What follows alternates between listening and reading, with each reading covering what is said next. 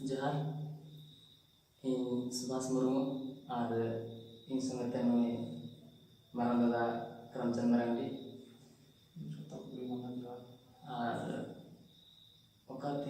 मारांग दादा ठे इᱧᱟᱹᱜ कुकलिंग दोहरायेद कान ओना कुकली दो नोंका कना जे अब सान्ताल समाज रे मांझी दो चिका बन बसाय अभी दामना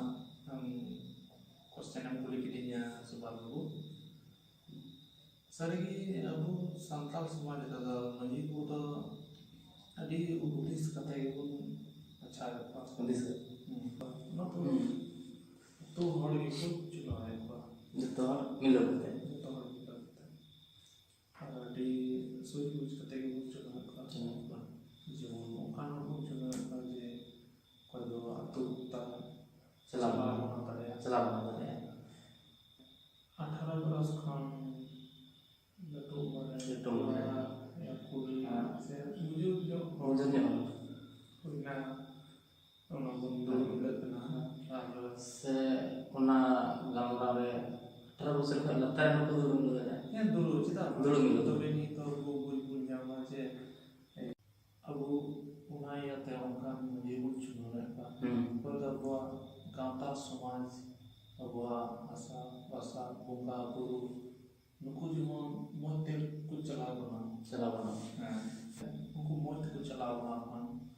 टाइम दाराम उनको ना जगह रे आरो दोसर शर्मा उनको जगह को नाम जब आरहों बड़ा सना अब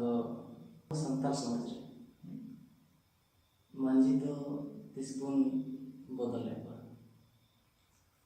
नियम मिटे पॉइंट वाला कथा करने अब संताल समाज रे तो मांझी तो माग चंद्र को बदल है माग चंद्र है और साथे अब ये रे बोले अब उड़ा पर से अब उड़ा पर जो होता है ना गुप्ती कर्मी को उनको वो दिन बेरा तो माग चंद्र को समसुबन तो नोमा अडी मने कथा हम जुक्ति कथा ले दिए जेबले बन मने कथा ना जेबले माग चंद्र की तो बड़ा अडी जरूरी है संताल समाज रे से कुड़े हो मांझी को थाना रे है निया कथा तो इन मिटे किताब रे पढ़ा ये मिटे किताब रे पढ़ा ला ये कुड़ी हो मुझे को ताहे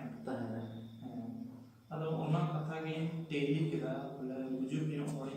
कुली के बाबा अरे टेली केदा बोले मुझे हो ये कुड़ी हो मुझे को ताहे हैं अदो ओना पढ़ा पता है इन बुझ केदा ये है बोले कि बोले शरीर को कुड़ी मुझे को ताहे तीन आम नोडे